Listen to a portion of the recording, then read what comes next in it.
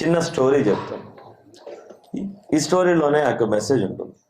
చాలా మందికి అంటే జీవిత కాలంలో ప్రతి ఒక్క తల్లిదండ్రులకు కూడా అవసరమైన ఒక మంచి విషయం ఉపమానం ఉంటుంది. బైబిల్ ప్రకారం అయితే ఉపమానం అంటారు. ఒక ప్రాంతంలో చాలా పెద్ద ధనవంతుడు ఉన్నాడు. ఎవరున్నారు? నాకు రిప్లై చెప్పండి. చాలా గొప్ప ధనవంతుడు. అతను ఎంత ధనవంతుడు అంటే అతను తలుచుకుంటే ఏదైనా కొనగలడు. ఏం చేయగలడు? హెలికాప్టర్స్ కొనగలడు, విమానాలు కొనగలడు, పెద్ద పెద్ద బిల్డింగ్లు, ఆస్తి. ప్రపంచంలో అందరికన్నా చాలా గొప్ప ఆస్తి తన దగ్గర ఉండాల్సినంత ఆస్తి ఉంది. అతనన్నా గొప్పవాడు ధనవంతుడు లేడు. అతనికి ఒకే ఒక కొడుకు. ఎంతమంది? ఒకే కుమారుడికి కూడా వివాహం అయింది, సంతానం అందింది. ఆయన కూర్చున్నప్పుడు ఆ కొడుకు దగ్గరికి వెళ్ళి, ఈ ముసలాయన వృద్ధాప్యం అయిపోయిన తర్వాత ఒకరోజు మంచంలో ఉన్నప్పుడు తన కొడుకుని పిలిచి, నానా, నేను ఆల్రెడీ ముసలివాడిని అయిపోయాను, కావాల్సినంత డబ్బుని నేను సంపాదించాను. ఏం సంపాదించాను? కావాల్సినంత ధనాన్ని నేను సంపాదించాను. అయితే ఈ భూమి మీద, ఈ ప్రపంచంలో, నా ప్రపంచం చుట్టూ చూస్తున్నా విలువైన ఎన్నో వస్తువులు నేను తెచ్చుకోగలిగాను, కానీ అత్యంత విలువైన దాన్ని నేను తీసుకురాలేకపోయా. ఏం తెచ్చుకోలేకపోయాను? నువ్వేం చేస్తావో తెలియదు. వెతికి డబ్బు నీ దగ్గర కావాల్సినంత ఉంది, ఏదైనా చేసుకోవచ్చు నువ్వు ఈ డబ్బుతో. కానీ విలువైనది ఒకటి మాత్రము నీ దగ్గర తప్ప ఎవ్వరి దగ్గర లేనిది విలువైనది నువ్వు ఒకటి సంపాదించి దగ్గర పెట్టుకో. నీకు కావాల్సిన అన్ని అవసరాలు కావాల్సినవన్నీ ఉన్నాయి. బండ్లు కావాలంటే బండ్లు ఉన్నాయి, హెలికాప్టర్లు కావాలంటే హెలికాప్టర్లు ఉన్నాయి, నీకు పని వాళ్ళు కావాలంటే కొన్ని వేల మంది పని వాళ్ళు ఉన్నారు. ఇన్ని ఉన్నాయి కదా. ఏం సంపాదించాలి ఇప్పుడు? ఎవరి దగ్గర లేని విలువైనది అతని దగ్గర సంపాదించుకోవాలి. అబ్బా, మా నాన్న ఏంటి ఇంత పెద్ద ట్విస్ట్ ఇచ్చాడు. ఎవరి దగ్గర లేని విలువైంది ఎతకాలి అంటే సాధ్యమేనా? సాధ్యమే. అతని దగ్గర అన్ని ఉన్నాయి, డబ్బు చాలా కావాల్సినంత కుప్పలుగా ధనం ఉంది. ఇంకా చూడాలి ఇప్పుడు ఎతకాలి విలువైనది అని. మొట్టమొదటి అతను ఏం చేశాడు అంటే అందరిని పిలిచి పని వాళ్ళందరినీ పిలిచి, అయ్యా ఒకసారి మీ అందరూ రండి, మీకు ఎంత డబ్బు కావాలన్నా ఇస్తా. ఏమి ఇస్తాను? ఎంత డబ్బు కావాలన్నా ఇస్తాను. ఆకాశము అంతరిక్షానికి కూడా వెళ్ళండి. ఎక్కడికి వెళ్ళాలి? ఆకాశానికి అంతరిక్షానికి వెళ్ళి విలువైనది తీసుకురండి అన్నాడు. కథం. అసలే మరి ఓనర్ గారు చెప్పాడు, అంతరిక్షంలో వెళ్తే చంద్రమండలంలో కానీ ఎక్కడైనా దొరుకుద్దేమో అని చెప్పేసి విలువైన ఎతకడం కోసము బయలుదేరారు. చంద్రమండలం వెళ్ళారు. వెళ్ళి ఈయన కూడా చెక్ చేసి చూశాడు. ఆడ చూస్తే మొత్తం ఏం దొరుకుతుంది? బూడిదే కనపడుతుంది. మట్టి, రాళ్ళు, రాప్ప కనబడుతుంది. ఈ మట్టిలో ఏముంటది? ఏముండదు, మళ్ళీ కింద భూమి మీద పోదాం అన్నాడు. సరే వచ్చేసి ఆకాశంలో దొరకలేదు, మరి ఇప్పుడు ఎక్కడ దొరుకుతుంది విలువైంది అని ఊళ్ళో ఉన్న ప్రజలందరినీ అడగాడు. ఎవరిని అంటే, ఎవరైనా మీ దగ్గర ఉన్న విలువైనది ఏముంటే అది తీసుకొచ్చి నాకు ఇస్తే అని చెప్తే వాళ్ళు భూమి మీద ఉన్న వస్తువులు ఇస్తా ఉన్నారు. ఆయన భూమిలో దొరికినాయి చెక్క వస్తువులు ఇస్తున్నారు, బంగారపు వస్తువులు ఇస్తున్నారు, ఏదేదో ఇస్తున్నారు. ఇస్తా ఉంటే ఆయనకు అంటుంది, ఇవన్నీ కాదు నాకు విలువైన. పాతకాలం పెయింటింగ్స్, పాత పడిపోయిన రైలు ఇంజన్లు, అట్లాంటి వస్తువులు ఇగో ఇవే విలువైనవి, ఇది 1000 కోట్లు, అది 2000 కోట్లు, అది 3000 కోట్లు అని చెప్పిస్తుంటే, ఇట్లాంటివన్నీ కాదు, ఎవరి దగ్గర లేనిది అత్యంత విలువైంది నాకు కావాలి. ఎవరి దగ్గర లేనిది అత్యంత విలువైంది కావాలి. మా నాన్న అట్లాంటిది పెట్టుకో అన్నాడు. రోజు రోజుకి ఆయనకు భయం పెరిగిపోయింది. దొరకట్లా. ఎక్కడ ఎతికినా కానీ ఏం దొరకట్లా? విలువైంది దొరకట్లా. అంత డబ్బుండి కూడా, అంత ఆస్తుండి కూడా విలువైనది దొరక్క మనాది పడి ఈయన కూడా మంచం పాలయ్యాడు. ఆకాశంలో పోతే దొరకలేదు, సముద్రంలో తిరిగితే దొరకలేదు. మట్టి అంటే ఎప్పుడు కూడా కాళ్ళకి మట్టి అంటుకొని మనిషి మట్టిలో ఏం దొరుకుతుంది? ఏమీ దొరకదు. మట్టి అనేది అంటారు, అయ్యా మట్టిలో మమ్మల్ని ఎతకమంటారా, భూమి మీద ఎతకమంటారా అంటే, భూమి మీద ఉన్న వస్తువులు అన్నీ కొనే దమ్ము నా దగ్గర ఉంది. ఏముంది? వస్తువులన్నీ కొనే బలము దమ్మో ఆస్తి నా దగ్గర ఉంది, నాకెందుకురా భూమి గురించి, అదిగాక నాకు మట్టి అంటే చిరాకు అంటాడు. ఏమంటాడు? మట్టి ముట్టుకోవడానికి వీల్లేదు, మట్టి అంటే చిరాకు అని చెప్పేసి లెక్క లేకుండా కొట్టేసేవాడు. ఒకరోజు వచ్చింది, ఈయన వయసు అయిపోతా ఉంది, భయం అవుతుంది, దొరకట్లేదు అంట. వాళ్ళ కుమార్తె వచ్చి తండ్రి దగ్గరికి, నాన్న ఎందుకు నాన్న నువ్వు మనాది పడుతున్నావు, నీ దగ్గర లేనిది ఏమీ లేదు, అన్నీ ఉన్నాయి కదా, ఎందుకు నువ్వు మనాది పడుతున్నావు అంటే తన 2 కొడుకుల్ని కూడా పిలిచాడు. ఒక కూతురు 2 కొడుకులను కూడా పిలిచి అమ్మా అయ్యా, మీరు ఎవరైనా నా మనాదిని తీస్తే నా ఆస్తి మొత్తం మీకే ఇస్తా. ఏమిస్తాను?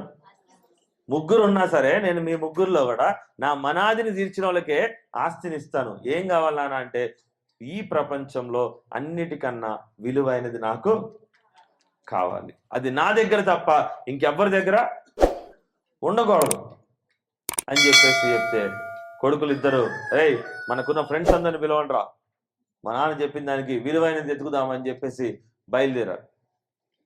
బయలుదేరి పోతా ఉంటే కూతురు మాత్రము విలువైంది ఏంటి అంటే ఏమి చేయకుండా అక్కడే తండ్రి దగ్గర కూర్చొని బాధపడతాం. అమ్మ నువ్వు వెళ్ళవా అంటే, నాకెందుకు నాన్న ఆస్తి, నువ్వు వెళ్ళమ్మా, నువ్వు కూడా వెళ్ళి ఎత్తుకు, అన్నయ్యలు ఒకవేళ వాళ్ళిద్దరు పట్టుకొని ఎవరైనా తీసుకొస్తే ఆస్తి వాళ్ళకైతుంది, నిన్ను రోడ్డు మీద వదిలేస్తారంటే నాకెందుకు నాన్న ఆస్తి, నువ్వు ఉన్నావుగా చాలే అని చెప్పేసి ఆ తండ్రి మంచాన ఉన్న తండ్రికి పరిచర్య చేస్తా ఉంది. బిడ్డ మాత్రం చేస్తా ఉంది, పరిచర్య చేస్తుంది. తండ్రి చూస్తున్నాడు, కొడుకుల కోసం ఎదురు చూస్తున్నాడు. ఏమయ్యారా నా కొడుకులు అంటే, నేను ఆ దేశంలో ఉన్నా, నేను ఈ దేశంలో ఉన్నా, విలువైనది ఎదుగుతున్నా అని చెప్పేసి చెప్తా ఉన్నారు. కానీ కూతురు మాత్రం ఎక్కడికి వెళ్ళకుండా అక్కడే ఉంది తండ్రి కాడ. అనుకోకుండా వాళ్ళని దోచుకోవడానికి ఒక పెద్ద సైనికులందరూ కూడా ఆ ఇంటి మీద పడ్డారు. ఏం చేయడానికి? దోచుకోవడానికి. ఆ ప్రాంతం ఆయనకి 1000 కోట్ల ఆస్తులు ఉన్నాయి, 100 మంది పని వాళ్ళు ఉన్నారు. దోచుకోవడానికి రాగానే గబగబా కొడుకులు కబురు చెప్పాడు, అయ్యా ఎక్కడున్నారండి, మన మీద దాడి జరగబోతుంది అంటే, నానా ఈ ప్రపంచం చాలా బాగుంది, నేను వెనక్కి తిరిగి వచ్చే ఉద్దేశం లేదు, ఉన్నంత వరకు మాకు చాలు, మేము ఆల్రెడీ సగం వాడెత్తుకుపోయిండు, సగం పెద్దోడు ఒక సగం ఎత్తుకుపోయిండు, చిన్నోడు ఒక సగం, మా దగ్గర మాకు కావాల్సినంత ఉంది, అక్కడ నీకేమైనా మాకు పర్లేదులే, ఆ కోట గురించి మాకు పెద్ద బాధ లేదని. తండ్రి గుండె బగిలిపోయింది, ఏడ్చడం మొదలుపెట్టాడు. ఏంటి నా కొడుకులు నాకు బలం అనుకుంటే ఆ 2 కొడుకులు ఏమంటున్నారు, ఇంకా కోట అక్కడ ఉన్న వాళ్ళ గురించి నాకు అవసరం లేదని చెప్పేసాను. కూతురు ఒక్కతే ఉంది, అమ్మ నిన్నేమైనా చేస్తారు, నేనంటే ముసలివాడిని ఈ మంచం మించి వెళ్ళలేను, నిన్నేమైనా చేస్తారు, నువ్వైనా వెళ్ళిపోతావు ఇక్కడి నుంచి అంటే, నువ్వే లేనప్పుడు నేను ఇక్కడ ఉన్నా ఒకటే, పారిపోయినా ఒకటే, వాళ్ళ కింద చనిపోయినా ఒకటే అని చెప్పేసి ఆ కూతురు చెప్తుంది. తండ్రికి ఏడుపు వస్తుంది, దుఃఖం వస్తుంది తన్నుకుంటూ. అమ్మా నా మాటిని తల్లి, వెళ్ళిపో, ఎంత చెప్పినా వెళ్ళదా అమ్మాయి, నాన్న నువ్వు భయపడకు, మగ పిల్లగాళ్ళు వాళ్ళ పక్కన లేకపోయినా నువ్వు భయపడకు, నాకు ఒక్క రోజు సమయం ఇయ్యి అని చెప్పేసి అమ్మాయి తెలివిగా వెళ్ళి, ఆమె దగ్గర 500 మంది పనోళ్ళు ఉంటారు. ఆ ఇంట్లో పనోళ్ళందరికీ ఒక మాట చెప్తుంది, అయ్యా మన చుట్టూ కావాల్సినంత నూనె పంట ఉంది, ఈ నూనె మొత్తం కూడా ఎప్పుడూ మరగనంతగా మరిగించండి. ఎంత మరిగియాలి? ఎప్పుడూ మరగనంతగా మరిగించండి, ఈ నూనెతో నాకు పని ఉందంట.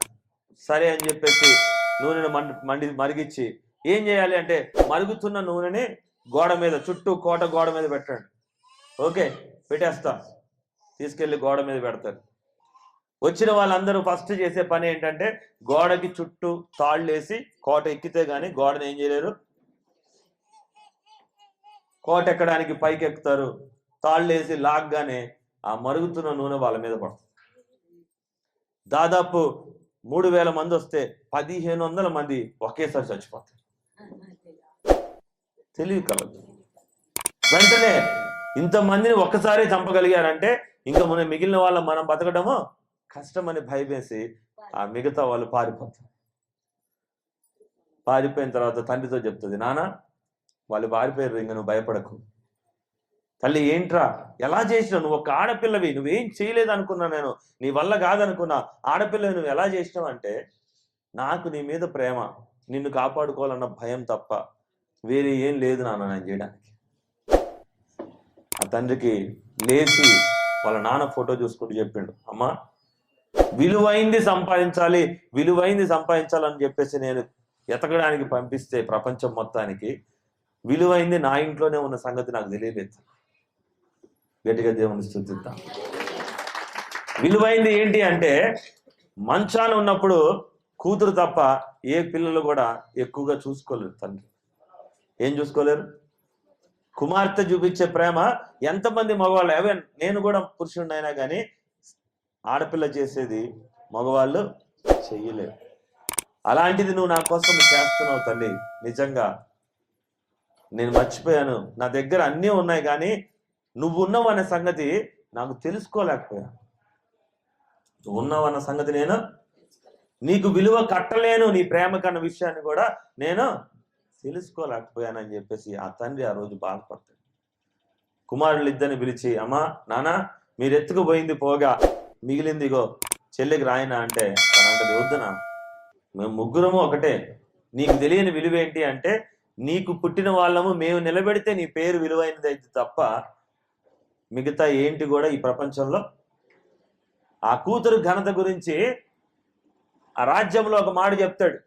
ఏంటి అంటే ఏ కూతురు అయితే నన్ను కాపాడిందో ఆ కూతురు పేరు మీద రాజ్యం అంతా కూడా ఒక పండుగ జరుపుకోవాలి. నేనున్నా లేకపోయినా తరతరాలకి ఆ కూతురు పేరు మీద ఒక పండుగ జరుపుకోవాలంట. ఏం పండుగ పేరు అంటే ఆ పండుగ పేరు పూరీము పండుగ. ఆడపిల్లకు మాత్రమే సాధ్యమైంది, ఆడపిల్లకు మాత్రమే సొంతమైన పండుగ. మగవాళ్ళ కోసము మగపిల్లల కోసం ఎక్కడా లేదు. ఈ రోజు అదే పండుగని ఎలా చేస్తున్నారు? రాఖీ పండుగగా చేస్తున్నారు. దేవునికి స్తోత్రం. గట్టిగా ఈ పూరీము పండుగకి ఉన్న ప్రత్యేకత ఏంటి అంటే నేను చెప్పేది వాక్యంలోనే. ఎస్తేరు గ్రంథము 9వ అధ్యాయము, ఒకటే మాట చదువుతాను, ఎక్కువ వద్దు. ఎస్తేరు గ్రంథము 9వ అధ్యాయము 29వ వచనము. ప్రజలందరూ ఓడిపోయాము, జనులందరూ చచ్చిపోబోతున్నారు అంటే ఎస్తేరు, ఒక తల్లిదండ్రి లేని అనాథైన ఎస్తేరు తన రాజ్యాన్ని కాపాడుకుంటుంది. ఎలా అంటే అందరి ప్రాణాలు కాపాడుతుంది శాసనము ద్వారా. అక్కడ మాట చెప్తా ఉండదు, చదుమా 29:29.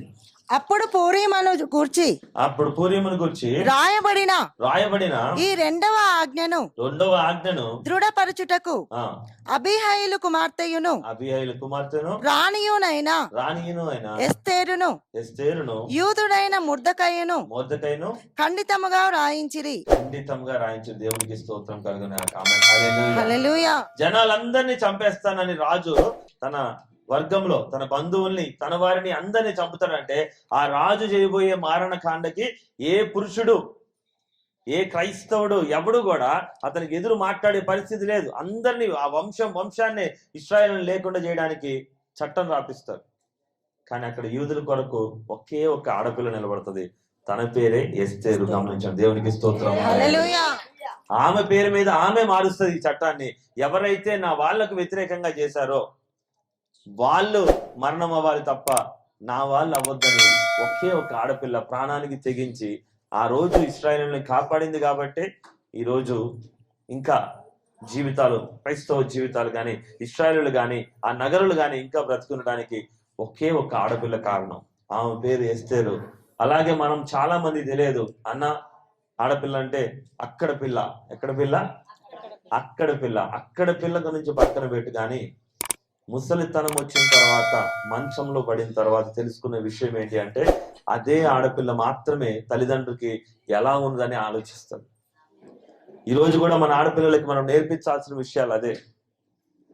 ఖచ్చితంగా నేర్పించుకోవాలి. గమనించండి. ఎందుకు అంటే భవిష్యత్తులో ప్రేమ లేకుండా అవుతున్నాయి. దేవుడు బైబిల్ గ్రంథంలో రాయబడి ఉంది, ఉన్న కొద్దీ అన్నదమ్ముల మధ్య ప్రేమలు కరిగిపోతాయి, అక్క తమ్ముళ్ళ మధ్య ప్రేమలు కరిగిపోతున్నాయి, తల్లి పిల్లల మధ్య ప్రేమలు కరిగిపోతున్నాయి అని చెప్పేసి చెప్పటము బైబిల్లో జరిగింది. అవే జరుగుతుంది. కానీ ఎక్కడైనా ప్రేమ కొద్దిగా కనబడాలి అంటే ఈరోజు మన పిల్లలకి అవి నేర్పించాలి. అన్నలకి చెల్లెళ్ళు బరువు అయిపోతున్నారు, చెల్లెలకి అన్నలు ఇబ్బందిగా మారుతున్నారు, కష్టం అనిపిస్తా ఉంది బంధుత్వాలన్నీ కూడా. కారణం ఏంటి అంటే మర్చిపోతున్నారు. సో అలా కాకుండా కనీసము మన కుటుంబాలు, క్రైస్తవ కుటుంబాలైన బాధ్యతను విలువైన ఎతుకుతా ఉన్నారు. ఆ యొక్క డబ్బున్నోడు వెతికినట్టే ఏది విలువైంది, డబ్బు విలువైందా, వజ్రాలు విలువైనయా, బంగారం విలువైందా, అంతరిక్షం విలువైందా అని ఎతుకుతున్నారు తప్ప విలువైనవి తన ఇంట్లో ఉన్న ప్రేమ, అనురాగము, బంధము, పిల్లలు అన్న విషయాన్ని చాలా మంది మర్చిపోతాం. అది జ్ఞాపకం చేసుకోవడానికే ఈ యొక్క పండుగ. మొదటి సంవత్సరం నుంచి ఆ పాపను మరలా 100 సంవత్సరాల వరకు కూడా అందరికీ ప్రేమ పంచేదానిగా ఉండాలని, ప్రేమను మాత్రమే అందరికీ నిజమైన విలువైనది అని చెప్పేసి చూపించాలని చెప్పేసి ఆశపడదాం. ఆ విధంగా మనందరం వారిని దీవిద్దాం.